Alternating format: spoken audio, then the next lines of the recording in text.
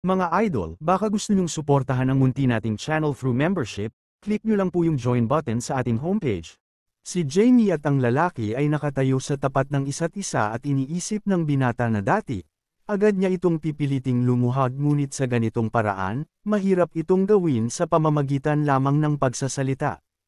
Naiirita siya, lalo na ang casual na tingin na ginagamit niya upang suriin siya. Nagsimulang gumamit ng mahika si Jamie at iniisip na hindi niya ito gusto. Idineklara niya na ipapakita niya sa lalaki kung paano magiging ang lahat ng ito. Ipapakita niya kung ano ang maaaring maging kahihinatnan ng kanyang padalos-dalos na mga aksyon. Ang lalaki ay mukhang nagulat at nagtaka kung sinabi sa kanya ang mas kaunting kapangyarihan. Kung ang isang 9 na taong gulang na bata ay may ganitong mana, lumalabas na nagkaroon pa siya ng interes. Nagsimula rin siyang gumamit ng mahika, gustong malaman kung ano ang kayang gawin ng bata. Nagalit si Jaime at sa isip ay ininsulto ang lalaki. Nagtanong siya kung paano siya naglakas loob na suriin siya. Ipinakita ng binata ang isang kumikinang na daliri, inaangkin na siya, si Wolfer, sa nakaraan ay halos talunin ang mga Diyos mismo. Nagdirekta siya ng mahika sa mga lalaki. Nakatayo siya habang kumikinang ang kulay ube at asul na mahika. Umangat ang alikabok at inisip ng binata na alam niya na hindi gagana ang trick na ito. Hindi mukhang masaya si Jamie at iniisip na akala niya ay magkakaroon siya ng pinsala. Ngumiti ang lalaki, iniisip na ito ay kamangha-mangha. Nagtaka siya kung ito ba talaga ang mahika ng isang 9 na taong gulang. Masayang nagsimulang gumamit ng mahika ang lalaki, nagtanong kung siya na ba ang susunod. Naguluhan ang binata. Nagliliyab ang mahika na parang apoy. Tumingin ang binata sa harapan ng walang pakialam, iniisip na hindi ito nakadirekta sa kanya. Nagtanong siya kung bakit siya makikipaglaro sa kanya. Mukhang nagulat ang lalaki. Nagulat siya na ang batang ito ay hindi man lang kumurap. Gumawa ng galaw ang lalaki sa kanyang mga kamay. Lumitaw ang ama ng pamilya Welton. Sumimangot siya at sinabing lumagpas na ang lalaki sa lahat ng hangganan ng kagandahang asal. Lumapit siya sa kanyang anak, nagtanong kung ayos lang siya pagkatapos umiyak. Sinabi ng binata na ayos lang siya. Nagulat ang Count at inisip na natakot ang kanyang anak. Galit siya at sinabi kay Marquis Renal na kailangan nilang mag-usap habang ginagawa ni Jamie ang isang bastos na galaw sa kanya. Napagtanto ng lalaki na nagpapanggap ang bata sa harap ng kanyang ama. Tumawa siya ng malakas, sinabing isa lang ang ibig sabihin nito. Itinaas niya ang kanyang daliri, inaangkin na naiinggit siya sa Count. Naguluhan ang ama ng bata at inisip na inatake ng lalaki ang anak ng iba ng walang dahilan. Nakaupo sa silid ang Count at si Renal. May nakikitang kamay na may hawak na tasa. Ang Count, na nakasimangot, ay sinabing ito ang kanyang anak at tagapagmana din ng Welton. Itinaas ng lalaki ang tasa sa kanyang bibig, sinabing alam niya ito. Ang ama ni Jaime ay labis na galit at ang namumulang si Renal ay sinabihan siyang kontrolin ang kanyang sarili. Dapat ay hindi kaaya-aya ang magbigay ng ganoong aura. Nakangiti, kalmadong nagtanong ang lalaki kung gaano kahusay kilala ng Count ang kanyang anak. Siya naman ay hindi nasisiyahan at nagtanong kung ano ang ibig niyang sabihin. Nagbigay si Renal ng thumbs up, inaangkin na henyo ang kanyang anak. Hinigpitan ng Count ang kanyang mga kamao, sinabing kaya niya siya tinawagan ngunit inatake niya ang bata. Naririnig ang ideya na mayroong hindi kaaya-ayang aftertaste. Ang mga lalaki ay patuloy na umiinom ng tsaa at sinabi ni Renal na sa kasong ito ay mas mabuting manatili siyang walang alam at magpanggap na hindi niya narinig ang kanyang mga kahilingan. Isang lalaking may mahabang buhok ang lumitaw at nalaman na ang Marquis of Renal ang pinakamalakas sa mga kasalukuyang wizard, isang 8th class archmage. Ang mga pag-iisip ni S ay naririnig na nagtatanong kung bakit hindi kinuha ng Marquis ang kanyang anak bilang isang estudyante. Nagngalit ang kanyang panga, iminungkahi na hindi kasing husay si Jamie sa inaasahan niya. Sumagot ang nakaupong Marquis na hindi ito ganoon. Nagulat ang Count nang sabihin ng Marquis na hindi siya tugma sa kanyang anak at sa makatuwid ay hindi siya maaaring kunin bilang isang estudyante. Nagtanong siya, dahil hindi kayang pamunuan ng isang 8th grade archmage, sino ang kaya? Ngumiti ang Marquis na sinasabing pinaniwalaan ng kanyang anak ang lahat ng kanyang mahika. Inisip ng namumulang Count na imposible ito. Ngumiti ng mas malawak ang Marquis at inaangkin na sigurado siya na ang kanyang mga anteng-anteng ay hindi nakakaapekto sa kanya sa anumang paraan. Naalala niya ang mukha ng bata at sinabing malinaw niyang nakuha ang kanyang mahika at ito ay napakakamangha. Ipinapaliwanag ng Marquis gamit ang mga galaw na hindi lang ito lahat. Ang anak ng Count ay umabot sa ikatlong baitang ng Independent at kung isa sa alang-alang natin ang antas ng pisikal na pagunlad, higit na sa ika-4. Nakikita ang mata ng Marquis at sinabi niya na ang kanyang anak ay isang halimaw at hindi niya kailangan ng mentor. Lumalabas na kailangan lang niya ng tulong pinansyal at espiritual.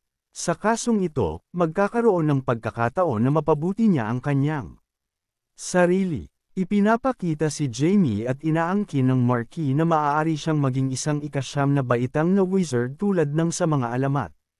Nakaupo ng tahimik ang Count sa kanyang upuan. Hinigpitan niya ang kanyang kamao. Gulat siya at inisip na ang kanyang anak ay maaaring maging ang maalamat na wizard ng ika-9 na baitang.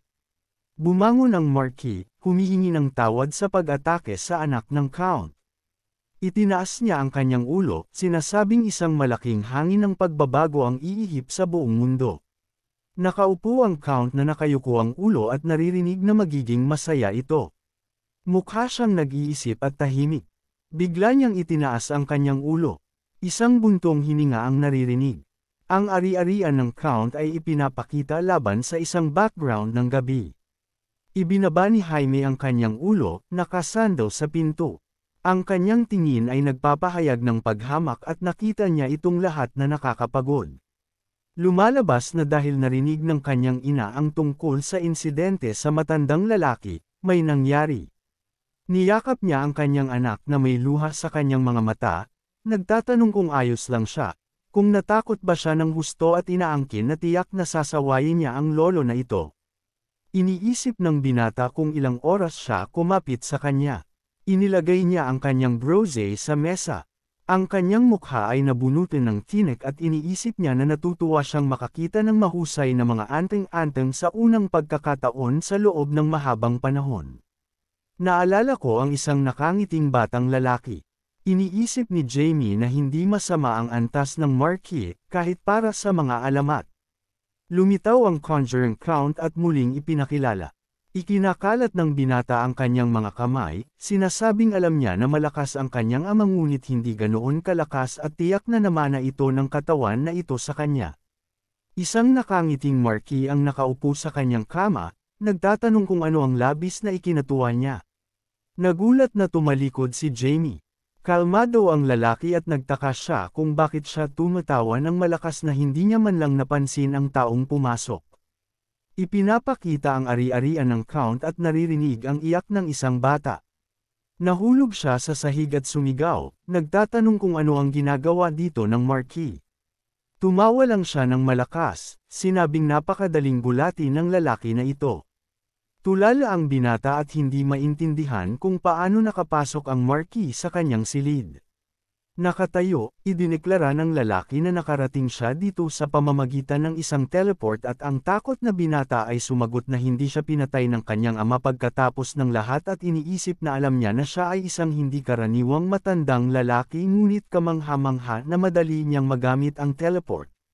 Ngumiti ang Marquis at sinabing kumilos si Jamie na parang isang masipag na anak sa tabi ng kanyang amang ngunit nagbago sa harap niya. Tumayo ang binata mula sa sahig ng may pagkayamot, nagtatanong kung pareho lang ba ang pamilya at mga estranghero. Tumawa ang Marquis at tinawag siyang nakakatawa. Huminto siya sa pagtawa at sinabing sayang kung ang kanyang kakayahan ay medyo mas mahusay. Tumalikod ang binata, iniisip na sinisira ng matandang lalaki na ito ang kanyang kalooban dahil ngayon lang sila nagkakilala at kakaiba ang tingin ng Marquis sa kanya. May lumitaw na libro sa kamay ng Marquis. Sinabi niya na ito ay isang regalo. Nagtatanong na tiningnan ng binata ang librong ito, nagtatanong kung bakit niya ito ibinibigay sa kanya. Nakangiti, sinabi ng Marquis na ang kanyang paraan ng paghinga ng Mona ay napakaluma kaya binibigyan niya siya ng librong ito. Hindi mukhang masaya si Jamie at itinuturing itong insulto at ipinapalagay ng Marquis na siya ay naantig dahil sa kanyang regalo. Nakasandal sa binata, sinabi ng Marquis na inilalarawan ng librong ito ang isang paraan ng paghinga na personal niyang binuo at ang bata ang una niyang ibinahagi. Tiningnan ni Jamie ang libro ng may kasiglahan, iniisip na dahil sinabi mismo ng wizard ang tungkol sa kanya, maaaring iba ito sa kasalukuyang isa. Naalala ng binata ang mga salita ng Marquis na ang kanyang paraan ng paghinga ng mana ay luma na. Tiningnan niya ang lalaki ng may interes nang sabihin niyang mayroon siyang mataas na inaasahan. Ikiniling niya ang kanyang ulo at lumalabas na may mga inaasahan tungkol sa bata. Isang parirala ang naririnig na nagsasabing magiging interesante kung ano ang mangyayari sa susunod nilang pagkikita. Naglaho ang Marquis. Ngumiti ang binata, sinabing malamang ay imposibleng isipin ito. Isang boses ang naririnig na nangangako na makita kung gaano siya ka-Jose. Isang mannequin ang ipinapakita at iniulat na ang paghinga ng mana ay nangyayari sa tulong ng baga sa pamamagitan ng bibig. Pagkatapos ng paglanghap, nag-iipon ang mana sa puso. Ito ang pinaka-epektibong paraan. Gayunpaman, mayroon itong malaking disadvantage sa anyo ng mga limitasyon sa dami. Maingat na binasa ng binata ang libro na ibinigay sa kanya ng Marquis at inamin na pagkatapos ng kanyang mga salita, naging curious siya kung ano ang napakahusay niyang inilabas. Tila lubos na abala si Jamie sa librong ito at labis na interesado dito. Isinara niya ang libro, iniisip na mahirap lampasan ang hadlang sa pagpasok sa estado na ito. Inamin niya na hindi niya talaga nararamdaman ang mga particle ng Mona. Lumalabas na kailangan din silang hatiin ayon sa laki sa mga maaaring langhapin sa pamamagitan ng balat. Humiga ang binata sa kama, napagtanto na kailangan ang mahigpit na pagkontrol sa sarili. Mayroon siyang itim na mata at nagtataka kung gaano karaming tao ang kayang gawin ito. Sinabi niya na halos imposible na matuto ng lumang paraan ng paghinga at ngayon ay nalaman niya ang tungkol sa dalawang disadvantages. Ngumiti si Jamie na naaalala na siya si Wolfer. Bumangon siya sa kama, nakangiti ng masaya. Idineklara niya na tinuruan siya ng matandang lalaki ng mga kapaki-pakinabang na bagay. Nakasabit ang kanyang mga binti, napagpasyahan niya na kailangan niyang unti-unting masteran ang katawan na ito. Biglang nag-snap ng daliri ang binata nang sabihin niya na kailangan niya ng tulong ng isang tao. Lumitaw muli ang kumakaluskos na nilalang. Tiningnan nito ang libro, nakatingin sa kanya. Sinabi ni Jamie na mula ngayon, ibabahagi nila ang mana. Isinara ng nilalang ang kanyang nag-iisang mata.